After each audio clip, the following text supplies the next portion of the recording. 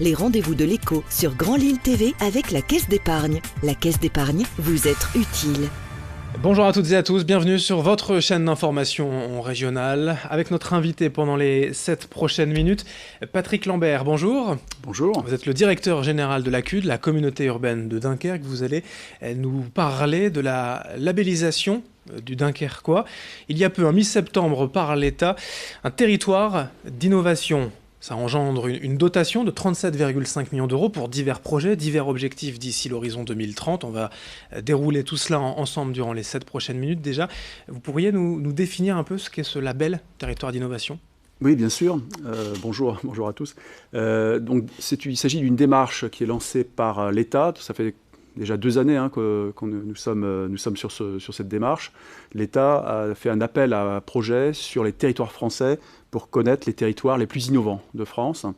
Il y avait plus d'une centaine de territoires candidats à l'origine et on s'est retrouvé mi-septembre parmi la vingtaine qui ont été sélectionnés et reconnus, donc les territoires très innovants. Alors c'est votre moment de promotion, pourquoi le Dunkerquois a été sélectionné ? Alors d'abord, c'est le plaisir d'avoir ce label, mais derrière ça, effectivement, comme vous l'avez dit, il y a des moyens financiers. Je pense que nous, notre projet, ça fait longtemps, ça fait des années que sur Dunkerque, on travaille sur des sujets de transition, de développement durable. Et le projet que nous avons présenté, qui est la Dunkerque, l'énergie créative, qui est le projet de transformation du système industriel et portuaire de Dunkerque, a convaincu le jury du côté de l'État. C'est aussi une belle tendance régionale, on parle de REF 3 par exemple, la 3e révolution industrielle. Comment ça se matérialise concrètement à Dunkerque ? D'abord, on est complètement dans la dynamique de REF 3, et donc le territoire dunkerquois a été dès l'origine sur la 3e révolution industrielle, et on a eu le soutien notamment de Philippe Vasseur qui nous a beaucoup aidé sur ce dossier. L'idée, c'est de prévoir, d'imaginer le complexe industriel du XXIe siècle, d'avoir une industrie qui soit la plus cohérente possible en termes énergétiques, en termes la moins polluante possible, et tout ça bien sûr avec les citoyens et en accord avec le territoire.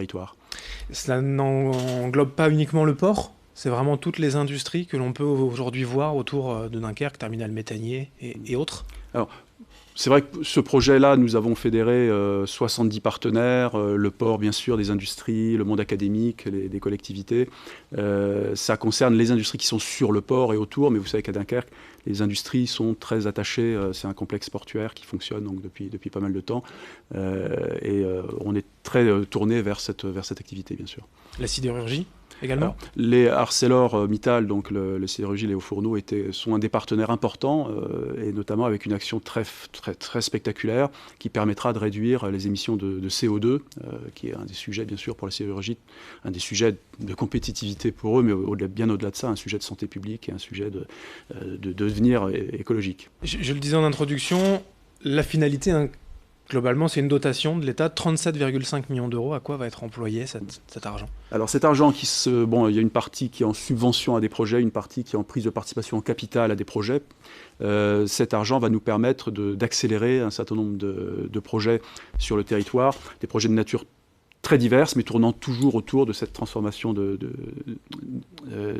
l'industrie locale, de l'économie locale, vers une industrie moins polluante, vers une industrie plus respectueuse et notamment en termes Il y a des objectifs, ça voilà, c'est tout à fait louable, de évidemment améliorer la qualité de l'air, mais on a des objectifs en chiffres peut-être plus concrets. Nous nous sommes fixés une ambition extrêmement forte, que dans 10 ans, il n'y ait plus de jours d'alerte de pollution atmosphérique à Dunkerque. C'est quand même, on a mis la barre haute, mais ça fait partie aussi du signal qu'on veut donner à la population par rapport à ça.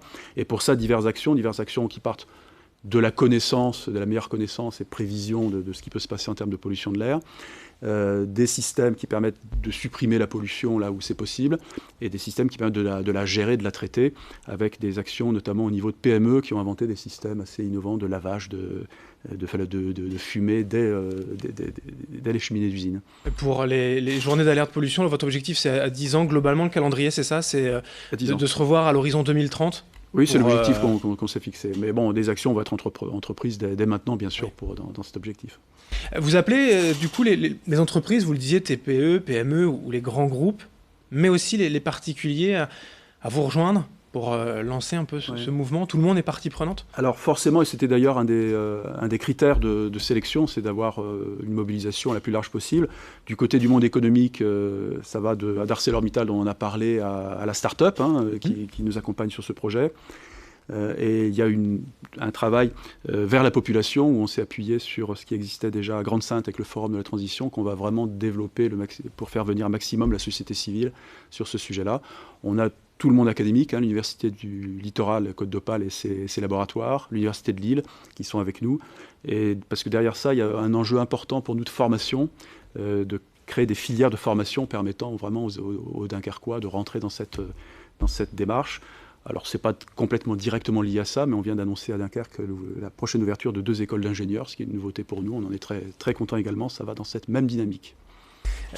Différents projets, il y a des projets qui seront plus faciles à réaliser que d'autres? Alors, honnêtement, il y a 17 actions, 40 projets. Il n'y a pas de projet très facile, parce que sinon, ils sont, donc on est au travail. Il y en a qui seront peut-être plus rapides que d'autres. Il y a des actions qui vont mobiliser quand même beaucoup de partenaires et qui vont se déployer sur les quelques années à venir. La sous-question, c'est qu'en fait, il n'y a pas d'effet d'annonce dans tout ça. Il n'y a pas juste, on va changer le monde, entre guillemets, mais... Il y a une continuité, les actions ne tombent pas du ciel. Donc, quand on travaille avec cette PME qui a inventé un dispositif de lavage de fumée, le dispositif existe déjà sur le plan, est déjà expérimenté et testé. L'idée, c'est de partir à une dimension industrielle et de le développer à Dunkerque, sur la région, parce qu'on pense vraiment que là-dessus, il n'y a pas que Dunkerque qui est concerné, c'est important pour toute la région. Et pour les entreprises qui voudront aller voir encore plus loin, bien sûr, ce sera leur intérêt. L'innovation, c'est donc l'avenir, c'est pas non plus tourner le dos au passé, à toutes ces industries, à tout ce savoir-faire qu'on a à Dunkerque, c'est de réussir une transition. Il y a une volonté à Dunkerque qui est de ne pas renier son passé, de ne pas tourner le dos. Il y a un exemple, les Hauts-Fourneaux, France sont là depuis 50 ans, et ces Hauts-Fourneaux évoluent et ArcelorMittal continue de bouger. Mais il y a un partenaire que moi j'adore citer, qui est l'entreprise d'Audruy, qui est une PME familiale qui a 2 siècles d'existence et qui se retourne actuellement, qui est sur le raffinage d'huile et qui se travaille sur des procédés extrêmement innovants et qui font partie donc du projet Dunkerque l'énergie créative. Un des exemples donc, que l'on pourra suivre dans les 10 prochaines années, à l'horizon 2030. Alors je vous invite déjà peut-être à venir faire le bilan. On en reparlera en tout cas forcément sur notre antenne de tous ces projets pour le Dunkerquois. Labellisé Territoire d'innovation. Merci Patrick Lambert, directeur général de l'ACUD, d'être venu aujourd'hui sur notre plateau. Merci. Merci à vous de nous avoir suivis. Dans un instant, l'information continue. Les rendez-vous de l'écho sur Grand Lille TV avec la Caisse d'épargne. La Caisse d'épargne, vous être utile.